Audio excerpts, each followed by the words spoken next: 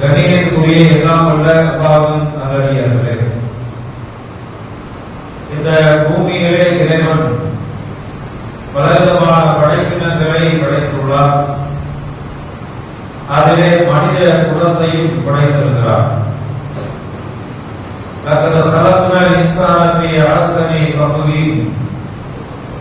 மனிதனை நாம் அழகிய வடிவில் அமைத்திருக்கிறோம், படைத்திருக்கிறோம் என்று கூறுகிறார்.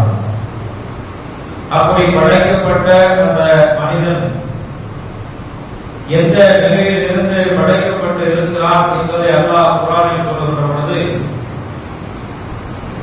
அல்லாஹ் அல்லதீ ഖலகக்கும் மின் நுத்ஃபின், பலகீனமான நிலையில் இருந்து படைத்ததாக சொல்கிறார். ثم جعل من بعد نطف قوة, பிறகு பலகீனத்துக்கு பிறகு குவத்தன் பலத்தை கொடுத்ததாக சொல்கிறார். ثم جعل من بعد قوة ضعفا شيبة, அந்த பலகீனத்துக்கு பிறகு பலமும், அந்த பலத்துக்கு பிறகு திரும்பவும் முதுமை பருவத்தை கொடுத்ததாக சொல்கிறார். நரையை ஏற்படுத்தியதாக சொல்கிறார். இப்படிப்பட்ட இந்த மூன்று பருவங்களிலே முதல் பருவம் என்பது பிறந்த குழந்தையாக இருக்கிறோம், சிறுவராக பெற்றோருடைய கண்காணிப்பில் வளர்க்கப்படுகிறோம். பிறகு நாம் ஒரு கட்டத்தை அடைகிறோம். இந்த இடத்திலே நாம் பலகீனமாகத்தான் இருக்கிறோம். அதே போல நடுவிலே வரக்கூடிய இளைஞர் பருவத்தையும் அடைகிறோம். பிறகு அந்த இளமை என்ற அந்த கட்டத்தை தாண்டி முதுமை பருவத்தை அடைகிறோம். நரையெல்லாம் விழுந்து நாளை நரம்பெல்லாம் சுருங்கி போய் அதனுடைய வேகமெல்லாம் குறைந்து போய் தளர்வடைந்தவர்களாக நாம் கடைசி நிலைக்கு அடைகிறோம். அதனால் அல்லாஹ் குர்ஆனிலே முதல் ஆரம்ப பருவத்தை பலகீனமான பருவமாகவும், இறுதி பருவமாக இருக்கக்கூடிய முதுமை பருவத்தையும் பலகீனமான பருவமாகவும் அல்லாஹ் அதை காண்பிக்கிறார். ஆனால் இடைப்பட்ட இடத்தில் வரக்கூடிய குவத்தன் என்று சொல்லக்கூடிய பலமான பருவம் எதுவென்றால் அதை இளமை பருவமாகும். இந்த இளமை பருவம் என்பது அந்த இளைஞர்களாக இருக்கக்கூடிய, இளைஞர்களாக இருக்கக்கூடிய இரு சாராரும் தாம் விரும்பியதை இஷ்டம் போல் செய்து கொள்ளலாம். அந்த எந்த ஒன்றாக இருந்தாலும் நீங்கள் அதை செய்யலாம். அதை செய்வதற்கான அந்த செயல்திறன், ஆற்றல் உங்களுடைய உடம்பிலே இருக்கும். ஏதாவது ஒன்றை மனனம் செய்ய வேண்டுமா, உடல் ஒத்துழைப்பு வழங்கும். ஓடியாடி விளையாட வேண்டுமா, உடல் ஒத்துழைப்பு தரும். விடிய விடிய விழிக்க வேண்டுமா, உடல் ஒத்துழைப்பு தரும். நீங்கள் எந்த விஷயத்தை செய்வதாக இருந்து முடிவெடுத்தாலும் அந்த பருவம் என்பது அதற்கு முழு ஒத்துழைப்பு வழங்கக்கூடிய ஒரு பருவமாக இளமை பருவம் இருக்கும். அப்படிப்பட்ட அந்த இளமை பருவத்தை அடைந்தவர்களாக நாம் பல இளைஞர்கள் இருக்கிறோம். அப்படி இருக்கக்கூடிய நாம் அந்த பருவத்தை எப்படி தினந்தோறும் கணித்துக் கொண்டிருக்கிறோம். அந்த வயதில் உள்ளவர்கள் தினந்தோறும் என்னென்ன செயலை செய்து கொண்டிருக்கிறோம், தினந்தோறும் எவற்றையெல்லாம் படித்துக் கொண்டிருக்கிறோம், தினந்தோறும் எவற்றையெல்லாம் பார்த்துக் கொண்டே இருக்கிறோம், தினந்தோறும் எவற்றையெல்லாம் சிந்தித்துக் கொண்டே இருக்கிறோம். இந்த உடலை எதற்கு நாம் ஈடுபடுத்திக் கொண்டிருக்கிறோம், இந்த மூளையை எதற்கு நாம் அதிகமாக செலவழித்துக் கொண்டிருக்கிறோம் என்று அந்த பருவத்தில் இருக்கக்கூடியவர்களை நோக்கி கேள்விகள் கேட்கப்படுகின்ற பொழுது அதற்கான பதில் எப்படி இருக்க வேண்டும்? நான் எல்லா விதத்திலும் நற்செயலை நோக்கி போய்கொண்டிருக்கிறேன், நல்லதை நோக்கி போய்கொண்டிருக்கிறேன், நல்ல விஷயங்களை பார்த்துக் கொண்டிருக்கிறேன், நல்ல சிந்தனைகளோடு நான் சிந்தித்துக் கொண்டிருக்கிறேன், நல்ல காரியங்களுக்கு என் உடலை பயன்படுத்திக் கொண்டிருக்கிறேன் என்று சொல்லக்கூடிய இடத்தில் இந்த இளைஞர்களும் இளைஞர்களும் இருக்கிறார்களா என்று நமக்கு நாமே கேள்வி கேட்க கடமைப்பட்டுள்ளோம். ஏன்னா இந்த இளமை பருவத்திலே நாம் சேர்த்து வைக்கக்கூடிய மறுமைக்காக சேர்த்து வைக்கக்கூடிய அந்த நல்லறங்கள் என்பது மிகப்பெரிய நன்மையை மறுமையிலே பெற்றுத்தரக்கூடியதாக இருக்கும். ஏன்னா அது பலவீனமான ஒரு செயலாக இருக்காது. குழந்தை பருவத்தில் அது கணக்கிலேயே எடுத்துக்கப்படாது. முதுமை பருவத்தில் செய்கிற அமல்கள்ல பலவீனம் இருக்கும், குறை இருக்கும். நாம் நினைச்சதை செய்ய விடாம கொஞ்சம் கம்மியா செஞ்சிருவோம். ஆனால் இளமை பருவத்தில் நீங்க என்ன நினைக்கிறீங்களோ அதை முழுசா செய்யலாம், முழுமையாக ஈடுபடலாம், அதற்கு எல்லாமே தயாராக இருக்கும். அப்படிப்பட்ட அந்த முழுமையான அமல்கள் செய்வதற்கான சூழல் இருப்பதால் தான் நபிகள் நாயகம் ஸல்லல்லாஹு அலைஹி வஸல்லம் அவர்கள் காலத்தில் இருந்த இளைஞர்கள் எல்லாம் மறுமையை நோக்கி தங்களை தயார்படுத்திக் கொண்டார்கள். அதுபோன்ற அந்த பணிகள் அவர்களிடத்திலே சொல்லப்படுகின்ற பொழுது, இளைஞர்களிடத்திலே ஒப்படைக்கப்படுகின்ற பொழுது, இளைஞர்களிடத்திலே ஒப்படைக்கப்படுகின்ற பொழுது அதை அவர்கள் தாமாக மனம் வந்து ஏற்றுக்கொண்டார்கள். அதற்கு ஒரு நல்ல உதாரணம் யமாமா போர். நபிகள் நாயகம் ஸல்லல்லாஹு அலைஹி வஸல்லம் அவர்கள் இறந்ததற்கு பின்னால் அபூபக்கர் ரலியல்லாஹு அன்ஹு ஆட்சியாளராக இருக்கக்கூடிய அந்த நேரத்தில் வந்த போர் யமாமா போர். அந்த யமாமா போர்ல 20க்கும் மேற்பட்ட குர்ஆனை மனனம் செய்திருந்த நபி தோழர்கள் இறந்து போகிறார்கள், ஷஹீதாகிறார்கள். இந்த நிலையிலே உமர் ரலியல்லாஹு அவர்கள் அபூபக்கர் சித்தீக் ரலியல்லாஹு அவர்களிடத்திலே வந்து ஒரு ஆலோசனை சொல்கிறார்கள். இந்த போரிலே இவ்வளவு நபர்கள் இறந்து விட்டார்கள், குர்ஆனை மனனம் செய்தவர்கள் இறந்து போய்விட்டார்கள். இந்த நிலை அடுத்தடுத்த போர்களிலே தொடருமானால், குர்ஆனை மனனம் செய்த நபர்கள் குறைந்து கொண்டே போனால், பிற்காலத்திலே குர்ஆன் எது என்று முழுமையான ஒரு வடிவம் பெறாத ஒரு நிலை வந்துவிடுமே என்ற அந்த ஆவலோடு எதிர்கால சிந்தனையோடு அபூபக்கர் ரலியல்லாஹு அன்ஹு இடத்திலே குர்ஆனை நாம் தொகுக்க வேண்டும், ஒரு நூலாக தொகுக்க வேண்டும். ரசூலுல்லாஹ்வுக்கு 23 வருட காலம் அருளப்பட்ட மொத்த குர்ஆனை மொத்த ஒரே தொகுப்பாக ஒரு வடிவிலே கொண்டு வந்து நாம் சேர்த்து வைக்க வேண்டும், பாதுகாத்து வைக்க வேண்டும் என்ற ஆலோசனை வழங்குகிறார். ஆரம்பத்திலே அபூபக்கர் சித்தீக் ரலியல்லாஹு அவர்கள் மறுக்கிறார்.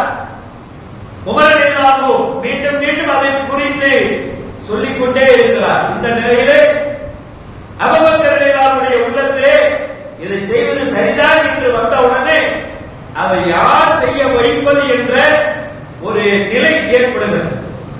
யாரிடத்திலே அந்த பணியை ஒப்படைப்பது அப்படின்னு வரும்போதுதான் அங்க இளைஞராக இருந்த ஸைத் பின் காலித் ரலியல்லாஹு அன்ஹு அன்சாரி தோழர் அவரிடத்திலே போய் 2 கலீஃபாக்கள் அபூபக்கர் ரலியல்லாஹு உமர் ரலியல்லாஹு போய் நிற்கிறார்கள்.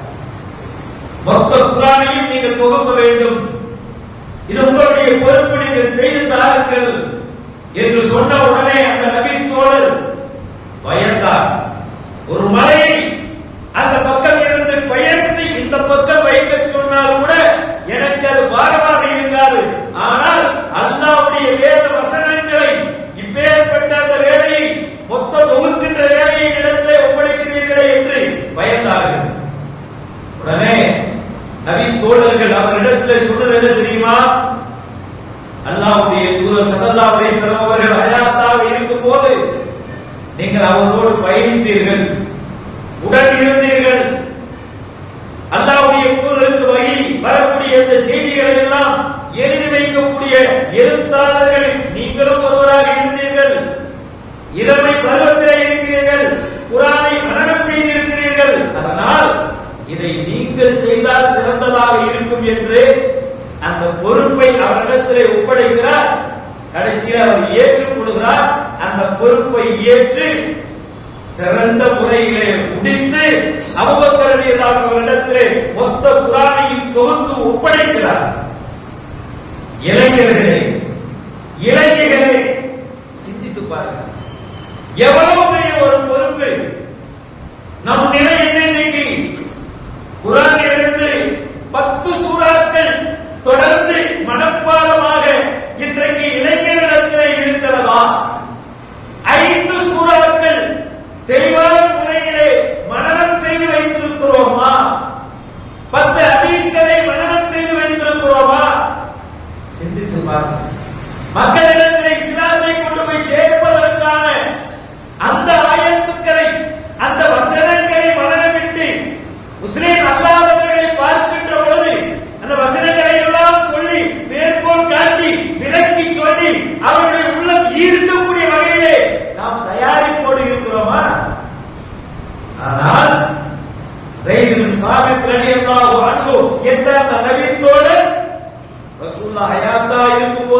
குர்ஆனை மனனம் என்றிருக்கிறார்.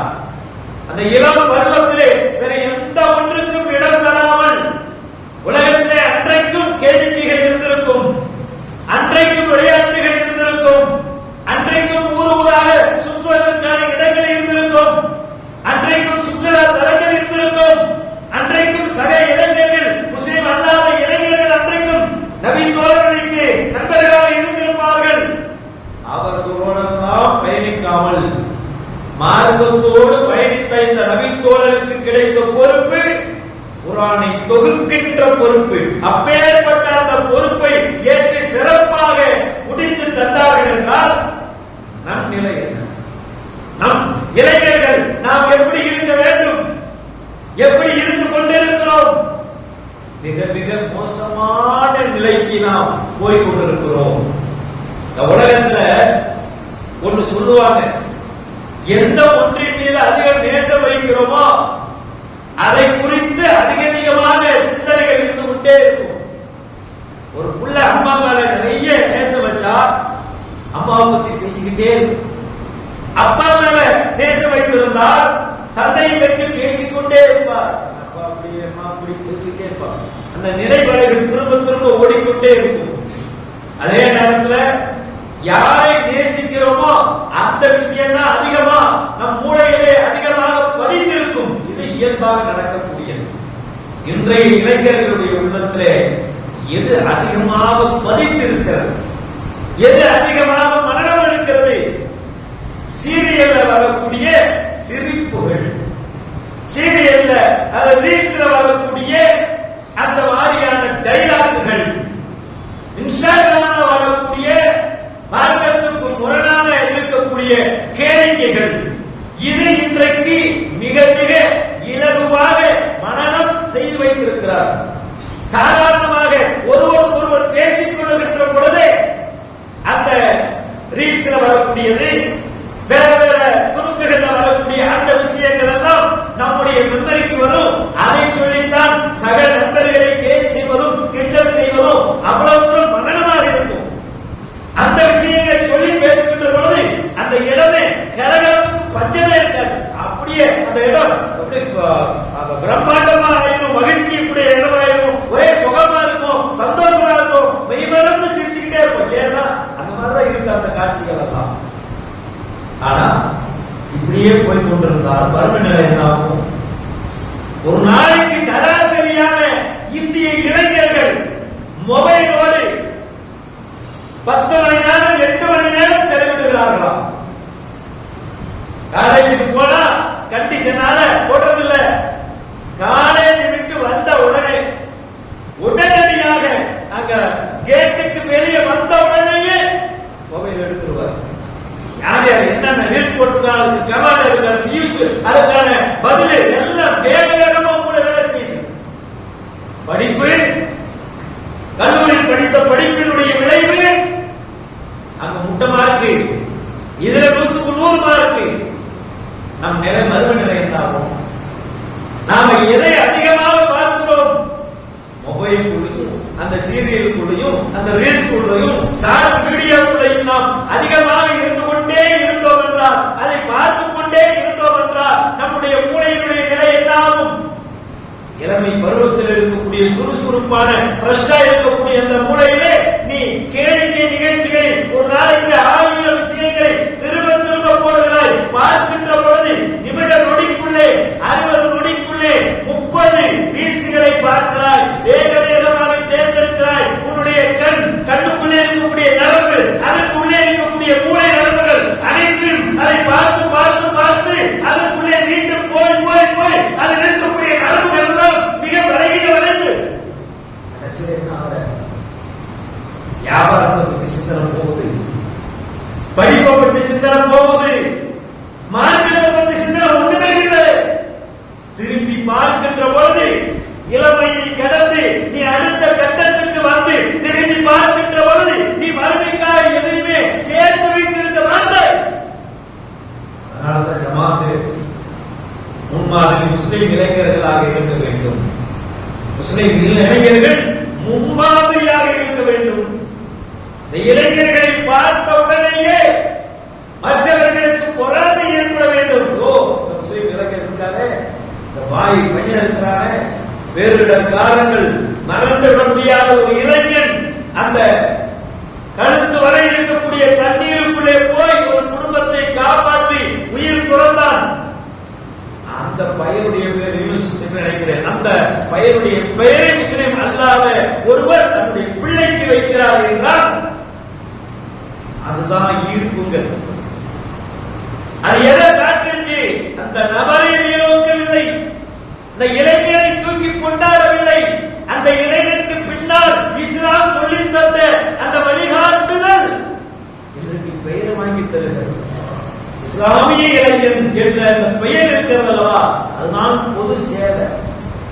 நாம் இன்னைக்கு நமது ஊரிலே அந்த சேவைகளை செய்வதற்கு கூட்டாக இருக்கிறோமா? இளைஞர்களே, இளைஞர்களே, நீங்கள் பெண்கள் மத்தியிலே சக மாணவிகளாக கல்லூரி மாணவிகளாக இருக்கக்கூடிய அந்த மாணவிகளிடத்திலே போய் மார்க்கத்துக்கு முரணாக புர்கா அணிந்து, மார்க்கத்துக்கு முரணாக சினிமா தேட்டர்களுக்கு போய், மார்க்கத்துக்கு முரணாக புர்காவை எல்லாம் முஸ்லிம் அல்லாத தெருக்களில் போகின்ற பொழுது மாறி செய்யக்கூடிய அந்த பெண்கள் உங்களுக்கு தெரியும்.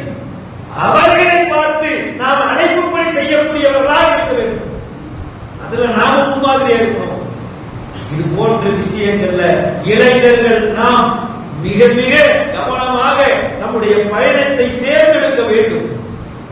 ஆனா என்ன நிலைமை இன்னைக்கு? ஒரு தெருவு இருந்தா அந்த தெருவுடைய முக்கு அங்க போனா வரிசையாக உட்கார்ந்திருப்பார். ரசூலா தெருவினுடைய ஒழுங்குகளை சொல்றார். ஒரு தெருவில் நீங்க அமர்வதை தவறுங்கள். அப்ப அல்லாஹ்வுடைய தூதரே, எங்களுக்கு வேறு இடமில்லை, நாங்கள் அங்கேதான் அமர முடியும் என்று சொல்கின்ற பொழுது சாலையினுடைய கடமைகளை நீங்கள் நிறைவேற்றுங்கள் என்று சொல்றாங்க. அப்ப என்ன சொல்றாங்க? பசர், நீங்க தெருவில் தான் இருக்கணும்னு இருந்தால் பார்வைகளை தாழ்த்திக் கொள்ளுங்கள். அன்றைக்கு தெருவு என்னது? அன்றைய காலகட்டத்தில் தெருவுங்கிறது ஒரு தெருவினுடைய அந்த மூளை பகுதியா இருக்கும். எல்லாம் அங்க குமிஞ்சு நிற்போம். இப்ப எங்க யாரு குமிரா? ஒரு சில கிராமங்கள் நடக்கலாம், நகரங்கள்ல குமிதான ஒரு கடைக்கு முன்னாடி வரிசையா 10 பசங்க உட்கார்ந்து இருக்கிறாங்க. அங்கங்க 10 பசங்க உட்கார்ந்து இருக்கிறாங்க. ஒருத்தருக்கு ஒருத்தர் பேசிக்கிறதே இல்லை. அவங்க பார்க்கக்கூடிய தெரு என்ன தெரியுமா? மொபைலுக்குள்ள. அதுக்குள்ள எல்லா தெருவையும் பார்க்கலாம். கிராமத்தில் இருக்கக்கூடிய தெருவில் நடக்கிறது, அந்த தெருவில் நடக்கிறது, இந்த தெருவில் நடக்கிறது, நாயோட சண்டை போட்டு பார்த்துட்டு இருக்கிறான். அந்த தெருவிலும் கூட பசர், உங்கள் பார்வைகளை தாழ்த்துங்கள். எச்சரிக்கையோடு இருக்க வேண்டும். இளைஞர்களே, இளைஞர்களே, எச்சரிக்கையோடு இருங்கள். நீங்கள் பார்க்கின்ற பொழுது அங்கே தவறான காட்சி வருகிறது. உங்கள் கண்களுக்கு விருந்தாக்கக்கூடிய அந்த இறைமறை, அந்த கருப்பு காட்சிகள் எல்லாம் கண் முன்னால் வருகின்ற பொழுது படைத்த இறைவன் நம்மை பார்த்துக் கொண்டிருக்கிறான் என்ற அந்த அச்சத்தோடு அதை கடக்க வேண்டும்.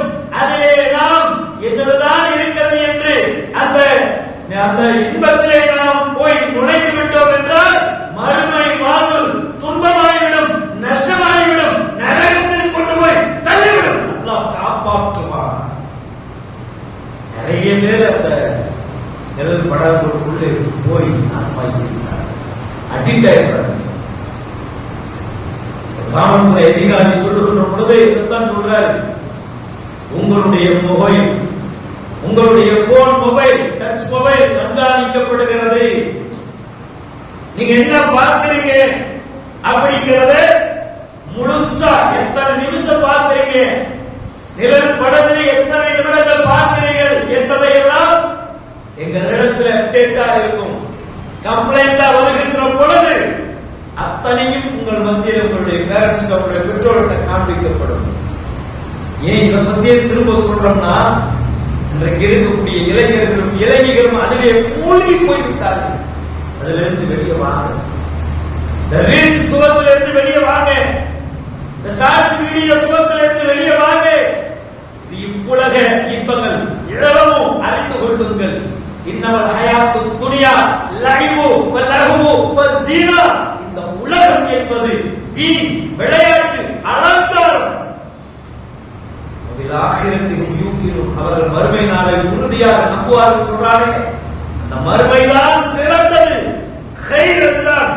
அப்படிப்பட்ட சிறந்த அந்த மறுமை இன்பத்துக்காக இப்பொழுது அற்பம் இன்பங்களை எல்லாம் தூக்கி போட்டு பள்ளிவாசல். உங்களுக்கு நல்லதை சொல்லக்கூடிய இடம் பள்ளிவாசல், சைத்தானுடைய ஆதிக்கம் இல்லாத இடம் பள்ளிவாசல். அதோடு தொடர்பு கொள்ளுங்கள், குர்ஆனோடு தொடர்பு கொள்ளுங்கள். எந்த மீடியா உங்களை வழிகேட்டின் பக்கம் அழைத்துக் கொண்டு செல்லுகிறதோ அந்த மீடியாவில் ஒரு குர்ஆன் வசனத்தை அழகான முறையிலே வடிவமைத்து அதில் உள்ள அந்த வசனங்களை எல்லாம் நேர்த்தியாக கடல் வடிவிலே கொண்டு போய் சேர்த்துங்கள். அதை முஸ்லிம் அல்லாதவர்கள் பார்ப்பார்கள், முஸ்லிம்கள் பார்ப்பார்கள். பார்த்த உடனே அந்த வசனங்கள் ஈர்க்கப்பட்டு அமல் செய்தால் அந்த அமலினால் நமக்கு நன்மை கிடைக்கும். தினந்தோறும் செய்கிறோமா? நம் மொபைலில் இருந்து தினந்தோறும் ஒரு வசனம் பகிரப்படுகிறதா? ஒரு ஹதீஸ் பகிரப்படுகிறதா? குர்ஆனை எடுத்து தினந்தோறும் திறந்து படிக்கிறோமா? அதன் பக்கம் வந்திருக்கும். நபிகள் ஸல்லல்லாஹு அந்த தெருவை பத்தி அடுத்து சொல்றாங்க, கஃபுல் தரா, பிறருக்கு துன்பம் தராமல் இருக்க வேண்டும். பிறருக்கு துன்பம் தராமல் இருக்க வேண்டும். இளைஞர்கள் வண்டியில போற வேகத்தை பார்க்கணுமே, எவ்வளவு பெரிய வேகம், சரியான வேகம், 100 cc. அதுக்கு மேல பைக் நல்ல அகலமான டயரு, எப்படி வளைச்சாலும் வண்டி சரியாக ஒரு நிலை, அதுல அப்படி வளைச்சி நெளிச்சு அதை உங்களுக்கு பிடிச்சாலும் வருகின்ற பொழுது அந்த கொஞ்சம் வேகமா வளைச்சு வேகமா போய் அப்படி போகின்ற பொழுது இவனுக்கு ஒரு விதமான அப்படி பறக்கிற மிதக்கிறான். எதிர்த்தாப்புல நிலைமை என்ன சிந்திச்சு பாருங்க. அதே நேரத்தில் எதிர்த்தாப்புல உங்களுடைய பெற்றோர்கள், உங்களுடைய உறவினர்கள், உங்களுடைய நண்பர்கள், வெறும் வயசான வருவாங்க. நீ பண்ற அந்த வேகத்தை எல்லாம் எவ்வளவு பெரிய இடத்துல தெருவுக்குள்ள உரிமையை, அதுவும் பிள்ளைகள், மாணவர்கள், மாணவிகள் விளையாடக்கூடிய அந்த இடத்துல எவ்வளவு வேகம், ஒவ்வொரு தெருவுக்குள்ளையும் வேக வேகமா போய் எவ்வளவு இடத்தை துன்ப முடியாது. மற்றவர்களுக்கு அச்சுறுத்துற வேலை இல்லையாது. ஒரு தெருவில் நீ இப்படித்தான் போகணும், அதுக்குதான் கவர்மெண்ட் ரூல்ஸ் போட்டிருக்கா. அந்த ரூல்ஸ் ஒரு மண்ணுக்காக நான் கேட்க மாட்டேன், மார்க்கம் சொல்லுவோம் கேட்க மாட்டேன். அதே போல அடுத்த ரசூலுல்லாஹ் சொல்றாங்க, வரத்து சுரா சலாமுக்கு நீங்கள் பதில் சொல்லுங்க. அங்க யாராவது உங்களுக்கு பெரியவங்க தேடி போய் சலாம் சொல்றோமா? இளைஞர்கள் முதியவர்களை மதிக்கிறோமா? நம்மளை விட வயசுக்கு மூத்தவங்க வர்றாங்களே, பார்த்து புன்முறுவலோடு அஸ்ஸலாமு அலைக்கும் சொல்றோமா? மார்க்கத்தில் புன்முறுவல் பூப்பது நல்லதும் இருக்கிறத சின்ன வேலை. ஒருத்தர் பார்த்து லேசா சிரிக்கிறது. இளைஞர்கள் முதியவர்களை பார்த்து பெரியவர்களை பார்த்து சிரிக்கிறோமா? சலாம் சொல்லுகிறோமா? அடுத்தது நகையின் அதில் முன்கர் தீமையை தடுக்க வேண்டும். தீமையை தடுக்கணும். நம்முடைய நண்பர் அதே இடத்துல அவர் புகைப்பிடிக்கிறார், தடுக்கணும். பால்கார் போறார், தடுக்கணும். சக இளைஞராக இருந்து நண்பராக இருந்து எல்லாம் நாம் என்ன செய்யணும்? தடுக்கணும். இது செய்யணுமா? இளைஞர்களுக்காக இவ்வளவு தூரம் ஏன் சொல்லுகிறோம் என்றால், நம் பாதை மாறி போய்விடக் கூடாது. நம்முடைய பாதை என்பது மறுமைக்கான பாதையாக இருக்க வேண்டும்.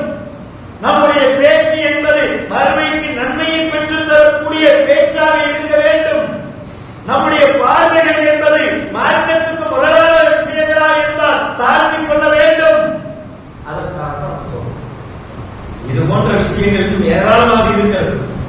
இளைஞர்களை குறித்து சொல்லக்கூடிய செய்திகள் நமக்கு ஏராளமான செய்திகள் தொடர்ந்து இருந்து கொண்டே இருக்கிறது. நபிகள் நாயகம் ஸல்லல்லாஹு அலைஹி வஸல்லம் அவர்கள் என்ன சொல்றாங்க அப்படின்னா, நாம இந்த உலகத்தில் வாழ்கின்ற பொழுது சிறந்த முறையிலே நல்ல அமல்கள் செய்தவர்களாக சென்றோம் என்றால் அவர்கள் நல்ல பாதையை நோக்கி போறார்கள். நன்மையை ஏவக்கூடியவர்களாக இருந்தார்கள் என்றால் அவர்கள் எந்த விதமான நஷ்டமே இல்லாம போயிட்டு இருக்கிறார்கள். இல்லைன்னா நம்முடைய காலத்தையும் நேரத்தையும் உடலையும் ஆரோக்கியத்தையும் கண்களையும் மூளைகளையும் உடல் உறுப்புகள் அனைத்தையும் நஷ்டத்திற்கு பயன்படுத்தினால், மறுமை லாபம் இல்லாமல், மறுமை நன்மை இல்லாமல், எல்லாமே துன்பத்தை தரக்கூடிய வகையில் அந்த உறுப்புகளை பயன்படுத்திக் கொண்டால் அல்லாஹ் சொல்கிறான், வல் அஸ்ர், காலத்தின் மீது சத்தியமாக, இன்னல் இன்சான லஃபீ குஸ்ர், மனிதன் நஷ்டத்தில் இருக்கிறான். இதுல யாரு விதிவிலக்கு?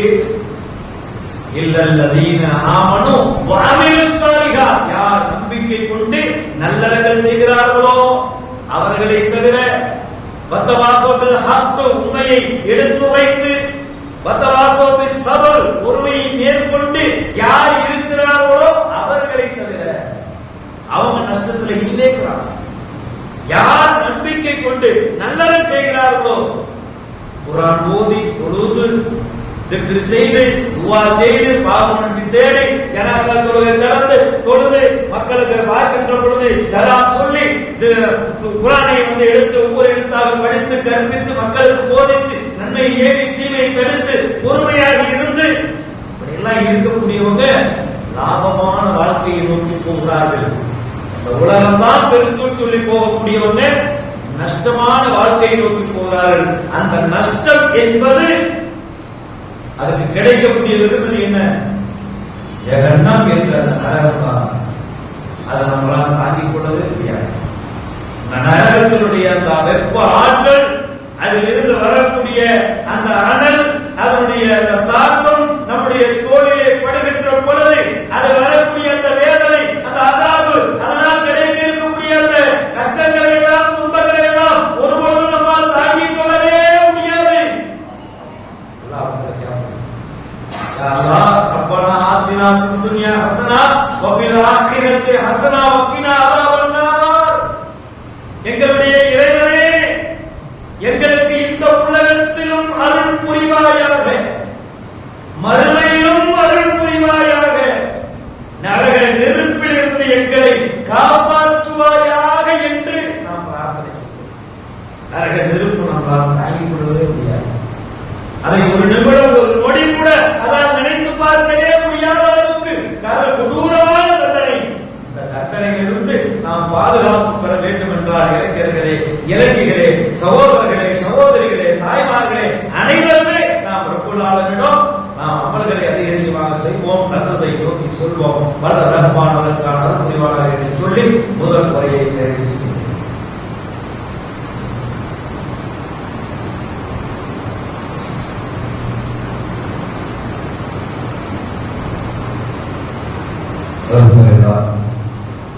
கணேசனுடைய எல்லாம் உள்ள அல்லாஹ்வின் நல்லடியார்களே, அல்லாஹ் தஆலா மறுமையில இந்த உலகத்துல நமக்கு கொடுக்கப்பட்ட அத்தனை அருட்கொடைகளை பற்றியும் விசாரிப்பார். சொன்னார், அருணை உண்மையின் அணி அந்நாளில் இம்மையில் உங்களுக்கு வழங்கப்பட்ட அருட்கொடைகளை குறித்து நாம் விசாரிப்போம் என்று சொல்கிறார். அப்படி விசாரிச்சு அதில் யார் அதிகமான நல்லறங்கள் செய்தார்களோ அவர்களை அல்லாஹ் கண்ணியப்படுத்துவார், அவங்களுக்கு மதிப்பு கொடுப்பார். உலகத்தில் இருக்கும் போது நான் கட்டளையிட்டேன் என்பதற்காக என் தூதர் மூலமாக சொன்ன அந்த அறிவுரைகளை எல்லாம் காதுகாத்து கேட்டு நடைமுறைப்படுத்தி, அந்த நடைமுறைப்படுத்திலே வந்த அந்த இடர்கள், இடையூறுகள், கஷ்டங்கள், இழப்புகள் அனைத்தையெல்லாம் சந்தித்து சகித்துக் கொண்டு உரிமையோடு இருந்து என்னை சந்திப்பேன் என்று எதிர்பார்த்து வந்தாயே என்று இறைவன் அந்த நபர்களுக்கு வெகுமதி வழங்குவான். அந்த வெகுமதியில ஒன்று என்ன தெரியுமா? மறுமையில சூரியனுக்கு அருகாமையில் கொண்டு வரப்படும் நிழலே இருக்காது. அந்த வேற எந்த நிலம் இருக்காது. எங்கேயாவது நிழல் கிடைக்காதா என்று ஒட்டுமொத்த சமுதாயமும் அன்றைக்கு அலையும் திரியும். ஆனாலும் அங்கே நிழலே கிடைக்காது. ஒரே ஒரு நிழல் இருக்கும், அரிசியினுடைய நிழல்.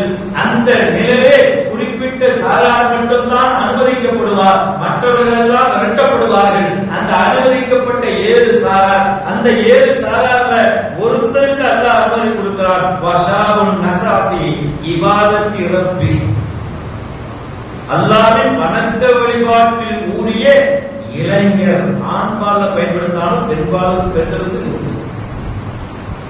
வணக்க வழிபாட்டில் கூறிய இளைஞர். எவ்வளவு பெரிய வெகுமதி பாத்தீங்களா? இப்ப நம்ம என்ன செய்யணும்? இந்த இளமைய 5 நேரம் தொழுகை விட்டதே கூடாது. ஜமாத்து தொழுகையா எப்படியாவது வந்துடும். அடிச்சு பிடிச்சு எங்கேயோ போடுறோம்ல, பள்ளிவாசல் போடணும். அந்த 5 நேரம் தொழுகையா கரெக்டா 5 நேரம் போகணும். சுன்னத் தொழுகையா அதை எடுப்போம். தஹஜ்ஜுத் தொழுகையா விழிப்போம். இந்த மாதிரியான இபாதத்துகள் இருக்குல்ல, வணக்க வழிபாடு சம்பந்தப்பட்ட விஷயங்கள்ல அதிக ஈடுபாட்டோடு யார் தொடர்ந்து ஈடுபட்டு அந்த காலத்தை, அந்த இளம் பருவத்தை கழித்து மறுமையிலே இறைவனை சந்தித்தால் அவர்களுக்கு இவ்வளவு பெரிய அரிசியுடைய நிழல் கிடைக்கும் என்றால் அப்பேற்பட்ட பாக்கியத்தை வந்தருவான் நமக்கு தருவானாக என்று சொல்லி ஜும்மா உரையை நிறைவு செய்கிறேன். வாசகவாளா அனில் அல்ஹம்துலில்லாஹி ரப்பில் ஆலமீன்.